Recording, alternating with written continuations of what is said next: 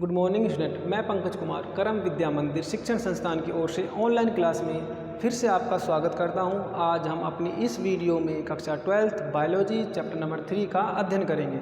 इससे पिछली वीडियो में हमने इसी चैप्टर के कुछ पॉइंट जैसे परागण क्रिया के प्रकार, स्वपरागण और परपरागण को अच्छे से समझा। आज अपनी इस वीडियो में नया टॉपिक होगा स्वपरागण क्रिया के लिए पुष्पों के अनुकूलन कि कुछ पादप पुष्प ऐसे होते हैं जिनमें कुछ विशेषताएं पाई जाती हैं। उन विशेषताओं के आधार पर ही वे पादप पुष्प स्वपरागण क्रिया को प्रदर्शित करते हैं। तो ऐसी कौन कौन सी विशेषताएं पादप पुष्प में होनी चाहिए जिनके आधार पर पादप पुष्प स्वपरागण क्रिया को ही प्रदर्शित करेंगे। चलो चलते हैं नए टॉपिक पर। स्वपरागण क्रिया के लिए पुष्पों के अनुकूलन। जिन पादप पुष्पों में स्वपरागण की क्रिया पाई जाती है वे पादप पुष्प कुछ विशेषताओं को प्रदर्शित करते हैं। वो विशेषताएं कौन कौन सी होती हैं, चलो देखते हैं। नंबर 1 उभयलिंगिता, नंबर 2 समकाल परिपक्वता और नंबर 3 अनुन्मूल्यता। ये तीनों विशेषताएं दोबारा याद रखना आप। उभयलिंगिता, समकाल परिपक्वता और अनुन्मूल्यता, ये तीनों विशेषताएं जिन पादप पुष्पों में पाई जाती है वे पादप पुष्प स्वपरागण क्रिया को प्रदर्शित करते हैं। तो चलो अब हम अपनी इन विशेषताओं के बारे में जानकारी प्राप्त करते हैं। उभयलिंगिता क्या होती है, समकाल परिपक्वता क्या होती है और अनुन्मूल्यता क्या होती है। तो इन तीनों विशेषताओं को समझने के लिए मैं एक पुष्प का डायग्राम आपके सामने बनाता हूँ। पुष्प के डायग्राम को आपने वीडियो नंबर 1 में अच्छे से समझा होगा। इसका थोड़ा सा रिवाइज मैं पुनः भी कर देता हूँ। पुष्प की संरचना में हमें 4 चक्कर या 4 भाग दिखाई देते हैं। कौन कौन से होते हैं वो? पहला चक्कर जो हरे रंग की छोटी पत्तियों के रूप में नजर आता है वो बाह्य दल का होता है। बाह्य दल के ऊपर रंगीन पंखुड़ियों का जो चक्कर पाया जाता है वो दलपुंज का होता है। दलपुंज के ऊपर तंतु से जुड़ी हुई एक लंबी संरचना होती है जो तीसरे चक्कर में होती है, वो पुमंग होती है। पुमंग को हम नर जन्नांग भी कहते हैं। उसके पश्चात चौथा चक्कर मादा जन्नांग या जायांग का होता है। तो ये हमारे पुष्प की एक संरचना है, एक परिपक्व पुष्प की ये संरचना है। अब इस परिपक्व पुष्प की संरचना में हम स्वपरागण क्रिया का अध्ययन करेंगे। तो सबसे पहले जो अपनी विशेषता थी वो है उभयलिंगिता। उभयलिंगिता का मतलब होता है कि वे पादप पुष्प जिनमें दोनों जन्नांग, कौन कौन से? पुमंग व जायांग, स्त्री केसर और पुंकेसर, नर जन्नांग और मादा जन्नांग दोनों पाए जाते हैं। तो वे पादप पुष्प उभयलिंगी पादप पुष्प कहलाते हैं। तो अब हम बात कर रहे हैं भाई स्वपरागण के लिए क्या ये पादप पुष्प पादप पुष्प विशेषताएं प्रदर्शित कर रहे हैं? क्या इन पुष्पों में स्वपरागण की क्रिया होके रहेगी? बिल्कुल होके रहेगी, क्योंकि परागण क्रिया में परागकणों का वर्तिकाग्र पर स्थानांतरण होना ही जरूरी होता है। इस पादप पुष्प में दोनों जन्नांग है, पुमंग भी है और जायांग भी है। इससे परागकण निकलेंगे, परागकोश से परागकण बाहर निकलेंगे, निकलकर कहाँ चले जाएंगे? वर्तिकाग्र पर चले जाएंगे। तो ये पुष्प पूर्ण रूप से स्वपरागण क्रिया को प्रदर्शित करने के अनुकूल है। तो चलो हम समझते हैं उभयलिंगिता। तो मैं इसकी छोटी सी परिभाषा आपके सामने लिखता हूँ। ऐसे पुष्प, आप भी नोट कर लेना, ऐसे पुष्प जिनमें दोनों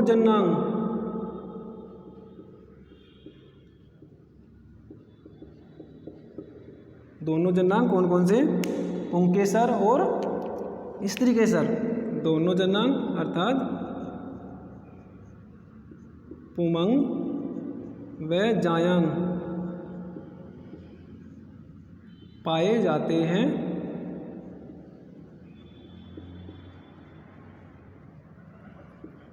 वे पादप पुष्प उभयलिंगी पादप पुष्प कहलाते हैं। तो वे पादप पुष्प जिनमें पुमंग व जायांग नर अथवा मादा दोनों जन्नांग पाए जाते हैं वे पादप पुष्प स्वपरागण की क्रिया को प्रदर्शित करते हैं। क्लियर है? तो अपनी पहली विशेषता कंप्लीट हो गई। अगर ऐसी कंडीशन हमें नज़र आती है पुष्प में तो वो पादप पुष्प हमेशा स्वपरागण की क्रिया को प्रदर्शित करेगा। अब उसके बाद दूसरी आती है समकाल परिपक्वता। समकाल परिपक्वता का मतलब क्या होता है, हमारे पास में पुष्प है, उसमें वर्तिका जायांग और पुमंग दोनों हैं। अगर दोनों के परिपक्व होने का समय समान होता है, अर्थात एक समय पर ही जायांग परिपक्व हो जाता है, एक समय पर ही पुमंग परिपक्व हो जाता है, तो वो पादप पुष्प स्वपरागण की क्रिया को प्रदर्शित करते हैं। तो चलो इसके बारे में भी लिख देते हैं, छोटी सी परिभाषा। पुमंग व जायांग दोनों का एक समय में परिपक्व होना, परिपक्व होना क्या कहलाता है, समकाल परिपक्वता कहलाता है। अब हम कह सकते हैं कि ऐसे पुष्प जिनमें पुमंग व जायांग दोनों के परिपक्व होने का समय एक समान होता है, तो वो पादप पुष्प समकाल परिपक्वता माने जाते हैं और ऐसे पादप पुष्प स्वपरागण की क्रिया को प्रदर्शित करते हैं। अब नंबर 3 आता है अनुन्मील्यता।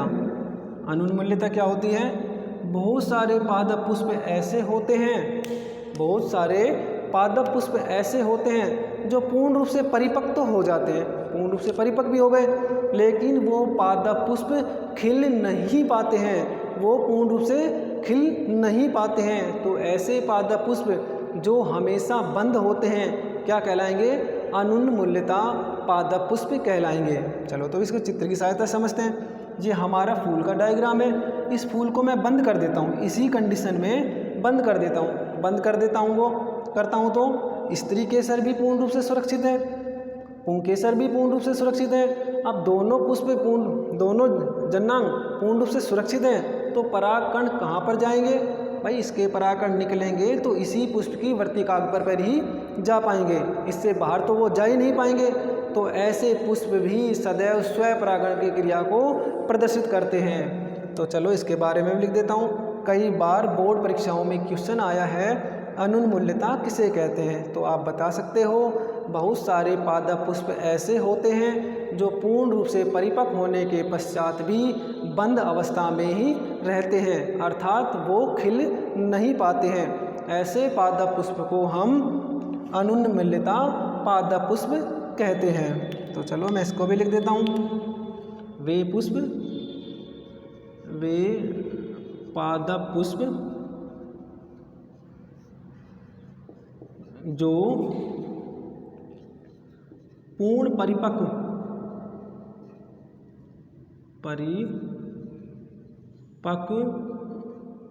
होने के पश्चात भी बंद रहते हैं, वे पादप पुष्प जो पूर्ण परिपक्व होने के पश्चात भी बंद होते हैं, तो वे पादप पुष्प अनुन्मील्यता पादप पुष्प कहलाते हैं। आप इनका जल्दी से स्क्रीनशॉट ले लीजिए, फिर हम इसके एग्जाम्पल की सहायता से भी इसको समझने का प्रयास करेंगे कि कौन कौन से पादप पुष्प हमें स्वपरागण की क्रिया को प्रदर्शित करते हुए नजर आते हैं। आपने इसका स्क्रीनशॉट लिया होगा, तो चलो अब अच्छे से इसके नोट्स भी बनाते हैं। टॉपिक डालो, स्वपरागण क्रिया के लिए पुष्पों के अनुकूलन। जिन पादप पुष्पों में स्वपरागण होता है वे पादप पुष्प कुछ विशेषताओं को प्रदर्शित करते हैं। वे विशेषताएं निम्नलिखित होती हैं। नंबर 1, उभयलिंगिता। ऐसे पादप पुष्प जिनमें दोनों जन्नांग अर्थात पुमंग व जायांग पाए जाते हैं, वे पादप पुष्प उभयलिंगिता पादप पुष्प कहलाते हैं। जैसे मटर पादप पुष्प, इन पादप पुष्पों में स्वपरागण की क्रिया होती है। पहला क्लियर। नंबर 2, समकाल परिपक्वता। इसकी परिभाषा लिखो आप। ऐसे पादप पुष्प जिनमें पुमंग व जायांग अर्थात नर जन्नांग व मादा जन्नांग दोनों एक समय पर परिपक्व होते हैं तो ऐसे पादप पुष्प समकाल परिपक्वता को दर्शाते हैं। जैसे मीराबिलिस, कैथेरेंथस आदि पादप पुष्प। ये पादप पुष्प स्वपरागण क्रिया को प्रदर्शित करते हैं। नंबर 3 जो कि बहुत मोस्ट है, बोर्ड परीक्षाओं में इसकी परिभाषा और इसके एग्जाम्पल आपसे पूछे जाएंगे। वह अनुन्मूलता पादप पुष्प क्या होते हैं? वे पादप पुष्प जो पूर्ण रूप से परिपक्व हो जाने के पश्चात भी नहीं खिलते हैं अर्थात सदैव बंद रहते हैं, वे पादप पुष्प अनुन्मूलता पादप पुष्प कहलाते हैं। उदाहरण बहुत मोस्ट है, आप इसे याद रखना। वायोला, ड्रोसेरा, कनकोवा, जंकस आदि पुष्प। ये पुष्प पूर्ण रूप से स्वपरागण क्रिया को ही प्रदर्शित करते हैं। आपको अच्छे से समझ आया होगा, आपने अच्छे से इसके नोट्स भी बना लिए होंगे। अब चलते हैं अपने नए टॉपिक पर परागण क्रिया। पर परागण क्रिया के लिए पुष्पों में पाए जाने वाले अनुकूलन के बारे में जानकारी प्राप्त कर लें। ठीक है, तो अब बात करते हैं नए टॉपिक पर परागण क्रिया के बारे में। पर परागण क्रिया क्या होती है, चलो हम इसे एक छोटे से डायग्राम की सहायता से समझते हैं। मैं फिर से आपके सामने एक गुलाब का फूल बनाता हूँ।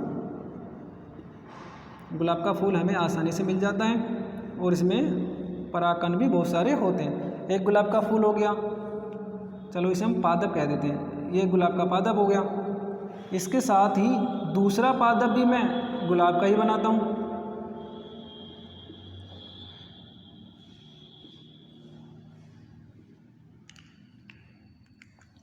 ये दूसरा पादप भी गुलाब का ही, अर्थात एक ही जाति के दो पादप हैं। दोनों पादप किसके हैं? गुलाब के हैं। तब क्या करते हैं, हम पढ़ रहे हैं पर परागण क्रिया। इस पर परागण क्रिया में क्या देखने को मिलेगा हमें? क्या देखते हैं? इस पुष्प के परागकण बाहर निकले। इस पुष्प के परागकण, मैं लिख भी देता हूँ यहाँ पर, परागकण। ये भी गुलाब का पादप है, ये भी गुलाब का पादप है। एक ही जाति के दो पादप हैं। इस गुलाब के परागकण निकले विभिन्न विधियों के माध्यम से, हवा से, पानी से, कीटों से या पक्षियों से उड़कर या उनकी सहायता से उसी जाति के दूसरे पादप पुष्प की वर्तिकाग्र पर स्थानांतरित हो जाते हैं तो वो क्रिया पर परागण कहलाती है। हमने क्या समझा? जब एक पुष्प के परागकण परागकोश से मुक्त होकर उसी पादप जाति की दूसरे पुष्प की वर्तिकाग्र पर स्थानांतरित होते हैं तो वो क्रिया पर परागण कहलाती है। आपको अच्छे से समझ में आया होगा पर परागण। क्लियर है? तो अब इसकी डेफिनेशन लिखते हैं हम। जब एक पादप पुष्प के परागकण, ठीक है, परागकोश से मुक्त होकर परागकोश से बाहर आए, विभिन्न विधियों के माध्यम से, विधियां कौन कौन सी बताई? जल के द्वारा, वायु के द्वारा, कीटों के द्वारा, पक्षियों के द्वारा, उसी जाति के दूसरे पुष्प, ये भी गुलाब का पादप है, ये भी गुलाब का पादप है, उसी जाति के दूसरे पुष्प की वर्तिकाग्र पर स्थानांतरित होते हैं तो वह क्रिया पर परागण क्रिया कहलाती है। समझ गए ना? जब परागकणों का स्थानांतरण एक पादप पुष्प से उसी जाति के दूसरे पादप पुष्प की वर्तिकाग्र पर होता है तो वह क्रिया पर परागण क्रिया कहलाती है। अब बात करते हैं भाई पर परागण क्रिया के लिए अनुकूलन कि ऐसे कौन से पादप पुष्प हैं जो पर परागण क्रिया को प्रदर्शित करते हैं। आप इसकी डेफिनेशन को जल्दी से नोट कर लीजिए। चलो, तो नई टॉपिक, अपना टॉपिक होगा पर परागण क्रिया के लिए पुष्पों में पाए जाने वाले अनुकूलन कि ऐसे कौन कौन से पुष्प में अनुकूलन होने आवश्यक हैं जिसके कारण पादप पुष्प में पर परागण की क्रिया संभव हो सकती है। तो चलो उन अनुकूलनों को सबसे पहले हम याद करते हैं। अगर हमें अनुकूलनों के बारे में याद होगा तो हम स्वपरागण और परपरागण दोनों पुष्पों के मध्य अंतर को भी आसानी से समझ पाएंगे। तो कौन कौन से अनुकूलन हैं? नंबर 1, एक लिंगता, ऐसे पादप पुष्प जिनमें एक लिंग अर्थात या तो नर जनन अंग हो या फिर मादा जनन अंग हो। ऐसे एक जनन अंग उपस्थित होगा तो वे पादप पुष्प एक लिंगी पादप पुष्प कहलाएंगे। जैसे पपीता, तो हम ऐसे बता सकते हैं कि वे पादप पुष्प जो एक लिंगी होते हैं वो पर परागण की क्रिया को प्रदर्शित करते हैं। तो चलते हैं, सबसे पहले एक लिंगिता, उसके बाद भिन्न काल परिपक्वता, नंबर 3 स्वबद्धता, नंबर 4 हार्कोगेमी या अवरुद्ध परागणता और नंबर 5 विषम वर्तिकात्व। ये 5 ऐसी कंडीशन हैं जिन पादप पुष्प में पाई जाती हैं, वे पादप पुष्प पर परागण की क्रिया को प्रदर्शित करते हैं। तो आओ अब इन कंडीशन या विशेषताओं की जानकारी प्राप्त करते हैं। हमने सबसे पहले एक फिर से फूल का डायग्राम बनाया। अब इस फूल के डायग्राम में वही चारों भाग मैंने लिखे जो पुष्प में पाए जाते हैं। कौन कौन से? नंबर 1 बाह्य दल, नंबर 2 दलपुंज, नंबर 3 पुमंग और नंबर 4 जायांग। ये पूर्ण रूप से पादप पुष्प के 4 भाग हैं। अब इन 4 भागों की कंडीशन पढ़ते हैं कि ये 4 भाग अगर किसी पादप पुष्प में कुछ विशेषताएं को प्रदर्शित करते हैं तो उनमें स्वपरागण होगा या फिर परपरागण होगा। अब हम बात कर रहे हैं परपरागण के लिए। परपरागण के लिए पादप पुष्प कैसा होना चाहिए, तो चले देखते हैं। पहली विशेषता या अनुकूलन एक लिंगता। एक लिंगता का मतलब होता है पादप पुष्प में एक ही जन्नांग, तो मैं लिख देता हूँ एक जन्नांग। ठीक है, ये हमारा पादप पुष्प है। वे पादप पुष्प जिनमें केवल एक जन्नांग पाया जाता है वे पादप पुष्प एक लिंगी पादप पुष्प कहलाते हैं। ये हमारा डायग्राम है। अगर इसमें केवल एक जन्नांग या तो पुंकेसर उपस्थित हो या फिर जायांग उपस्थित हो, एक जन्नांग पाया जाएगा तो वे पादप पुष्प पर परागण की क्रिया को प्रदर्शित करेंगे। ऐसे कौन से पादप पुष्प हैं? तो उसके उदाहरण पूछे तो पपीता। पपीता पादप पुष्प एक लिंगी प्रकार का होता है क्योंकि उसमें एक ही जन्नांग या तो नर जन्नांग या फिर मादा जन्नांग पाया जाता है। तो पहली कंडीशन क्लियर है, एक लिंगता। दूसरी कंडीशन भिन्न काल परिपक्वता। भिन्न काल परिपक्वता का मतलब होता है जब एक पादप पुष्प में नर जन्नांग पुमंग, मादा जन्नांग स्त्री केसर, दोनों के परिपक्व होने का समय अलग अलग होता है तो ऐसी स्थिति भिन्न काल परिपक्वता कहलाती है तथा वे पुष्प पर परागण क्रिया को प्रदर्शित करते हैं। अब भिन्न काल परिपक्वता 2 प्रकार की होती है। एक तो होती है पुन पूर्वता, इसे बोलते हैं प्रोटोएंड्री। दूसरी होती है स्त्री पूर्वता, इसे बोलते हैं प्रोटोगाइनी। अब इसके बारे में हम समझते हैं पुन पूर्वता क्या होती है और स्त्री पूर्वता क्या होती है। अब इसमें देखो, पुन पूर्वता का मतलब होता है जब पुष्प के परागकोश या पुमंग वर्तिका से या मादा जन्नांग से पहले परिपक्व हो जाते हैं तो वो स्थिति कहलाती है पुन पूर्वता। समझ गए आप? पुष्प में पुंकेसरों का जायांग से पहले परिपक्व होना पुन पूर्वता या प्रोटोएंड्री कहलाता है। उदाहरण पूछे तो कपास, गुड़हल आदि पादप पुष्प ऐसे होते हैं जिनमें पुमंग जायांग से पहले परिपक्व हो जाता है। नंबर 2 स्त्री पूर्वता। स्त्री पूर्वता में क्या होता है? कुछ पादप पुष्प ऐसे होते हैं जिनमें जायांग पुंकेसरों से पहले परिपक्व हो जाता है। जब जायांग पुंकेसरों से पहले परिपक्व हो जाते हैं तो वह स्थिति स्त्री पूर्वता या प्रोटोगाइनी कहलाएगी। एग्जाम्पल पूछे तो ब्रेसिकेसी, रोजेसी कुल के पादप। अब जो तीसरी कंडीशन आती है वो आती है स्वबद्धता। स्वबद्धता का मतलब होता है कि जब पादप पुष्प में ऐसे आनुवांशिक विकार उत्पन्न हो जाते हैं जिनके कारण पादपों में परागण संभव नहीं हो पाता है तो वह स्थिति स्वबद्धता कहलाती है। हमारा पादप पुष्प ये है, अब इसमें कोई ना कोई ऐसा आनुवांशिक विकार उत्पन्न हो गया कि इसके परागकण इस वर्तिका पर नहीं गए या अंकुरित नहीं हो पाए तो ऐसी स्थिति में इस पादप पुष्प में जो परागण क्रिया होगी वो अन्य पुष्प के परागकणों से ही संपन्न हो पाएगी, तो वो स्थिति स्वबद्धता कहलाती है। जैसे अंगूर, सेब आदि में इस स्थिति को देखा जा सकता है। चौथी कंडीशन आती है हर्कोगेमी या अवरुद्ध परागणता। इसका मतलब होता है कि पुष्प पूर्ण रूप से परिपक्व तो है, लेकिन उसकी संरचना इस प्रकार से बनी हुई है कि ये परागकण निकलकर इसकी वर्तिका पर नहीं पहुंच पाते। क्यों नहीं पहुंच पाते? या तो भाई हमारे यहाँ पे दलपुंज आ जाते हैं, दलपुंज टकरा जाएंगे तो परागकण केवल दलपुंज से टकराकर नीचे गिर जाएंगे, वर्तिका पर नहीं जा पाएंगे। जब परागकण किसी बाधा के कारण, जब परागकण पुष्प में किसी बाधा के कारण उसी पुष्प की वर्तिकाग्र पर नहीं पहुंच पाते हैं तो ऐसी स्थिति हर्कोगेमी या अवरुद्ध परागणता कहलाती है। ऐसे कौन से पादप हैं जिनमें ये स्थिति देखने को मिलेगी? तो हम बता सकते हैं ग्लोरियोसा। ग्लोरियोसा में क्या होता है, जो पादप के परागकोश हैं वो स्फुटित होकर बाहर की ओर गिर जाते हैं, वर्तिका पर गिरने के बजाय बाहर की ओर गिर जाते हैं। इस कारण उनमें स्वपरागण नहीं हो पाता, केवल पर परागण ही संभव हो पाता है। दूसरे पुष्प के परागकण ही उस वर्तिका पर आ सकते हैं। अब जो पांचवी कंडीशन है बहुत मोस्ट है, जो पेपर में पूछी जाती है, वो होती है विषम वर्तिकात्व। विषम वर्तिकात्व का मतलब होता है कि पादप में पुमंग और जायांग दोनों की स्थिति का अलग अलग होना।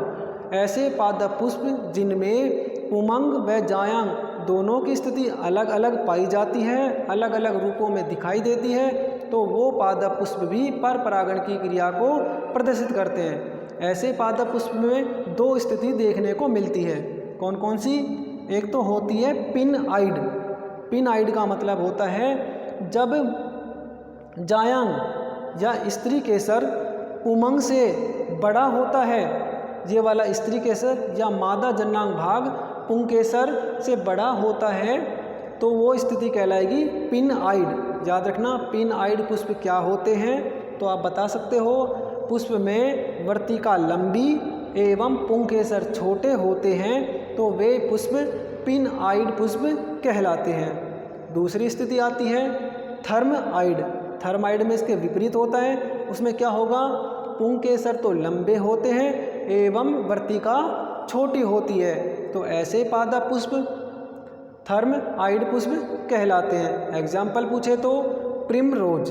क्लियर है? आप जल्दी से इसका स्क्रीनशॉट लेकर इसे अच्छे से नोट कर लें। फिर एक बार दोबारा पुनः रिवाइज कर देता हूँ कि कौन कौन सी कंडीशन पर परागण क्रिया पर लागू होती है।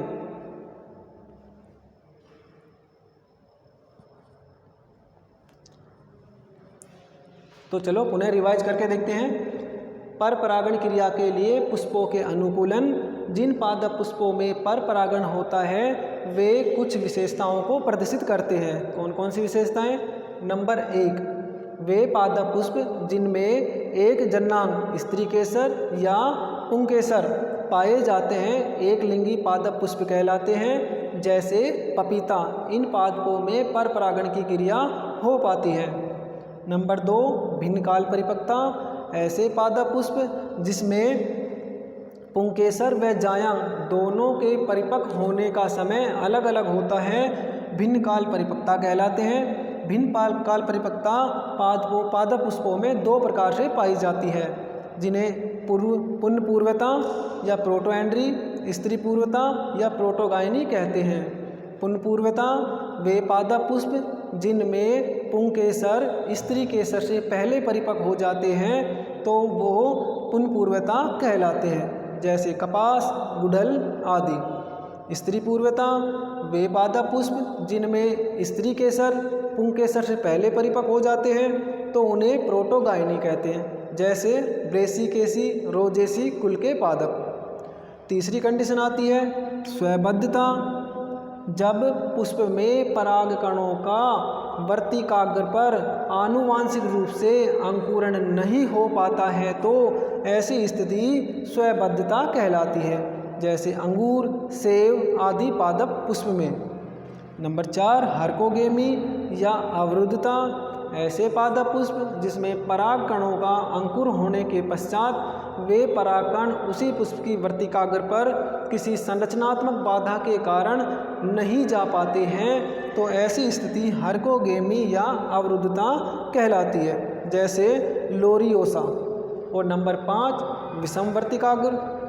ऐसे पादप पुष्प जिनमें स्त्री केसर और पुंकेसर दोनों की संरचना में अंतर पाया जाता है तो वे पादप पुष्प विषम वर्तिकाग्र कहलाते हैं। ऐसे पादप पुष्प 2 प्रकार के होते हैं। पिन आइड पादप पुष्प। नंबर 1 वे पादप पुष्प जिनमें वर्तिका लंबी एवं पुंकेसर छोटे होते हैं पिन आइड पुष्प कहलाते हैं। थर्म आइड पुष्प। वे पादप पुष्प जिनमें पुंकेसर बड़े एवं वर्तिका छोटी होती है तो वे पादप पुष्प थर्म आइड पुष्प कहलाते हैं, जैसे प्रिमरोज पादप पुष्प। तो हमने पर परागण क्रिया की परिभाषा और पर परागण क्रिया के लिए पुष्पों में पाए जाने वाले अनुकूलनों के बारे में अच्छे से अध्ययन किया। अब बात करते हैं पर परागण की क्रिया के लाभ और पर परागण क्रिया की हानियाँ। आप जल्दी से नोट कर लीजिए। तो अब बात करते हैं पर परागण क्रिया के लाभ। पर परागण क्रिया होने से पादपों में कौन कौन से लाभ हमें देखने को मिलते हैं। नंबर 1 पर परागण क्रिया से आनुवांशिक पुनर्योजन के द्वारा आनुवांशिक विभिन्नताएं उत्पन्न होती है, क्योंकि इसमें 2 भिन्न पादप पुष्पों के परागकण व अंड कोशिकाएं आपस में संलयित होते हैं। नंबर 2 संतति में नए गुणों का विकास होता है। नंबर 3 संतति वातावरण के प्रति अनुकूलता प्रदर्शित करती है। और नंबर 4 संतति में रोग के प्रति प्रतिरोधक क्षमता विकसित हो जाती है। तो ये निम्न लाभ हैं जो पर परागण क्रिया द्वारा हमें प्राप्त होते हैं। अब बात करते हैं पर परागण क्रिया से हानि, कौन कौन सी हानि होती है, आप इसे नोट कर लीजिए। चलो तो अब पर परागण क्रिया की हानि के बारे में बताते हैं। पर परागण क्रिया की हानि कौन कौन सी हो सकती है। नंबर 1 परागकण अधिक खर्च होते हैं। परागकण परागकोश में अधिक संख्या में बनते हैं, लेकिन यह सुनिश्चित नहीं हो पाता कि पर परागण क्रिया के द्वारा बने परागकण अन्य पुष्प की वर्तिकाग्र पर स्थानांतरित हो पाएंगे। नंबर 2 परागण क्रिया सुनिश्चित नहीं होती है। क्यों नहीं होती है? क्योंकि परागण क्रिया विभिन्न विधि माध्यम पर निर्भर होती है। नंबर 3 संतति में अवांछित लक्षण भी उत्पन्न हो सकते हैं। तो इस प्रकार आज हमने पर परागण की क्रिया के बारे में अच्छे से जानकारी प्राप्त की। आपको वीडियो अच्छी लगी होगी तो वीडियो को लाइक करें, सब्सक्राइब करें और बेल आइकन को भी ज़रूर दबाएं। इससे नेक्स्ट वीडियो में हम पढ़ेंगे पर परागण क्रियाओं की विधियों के बारे में। Thank you.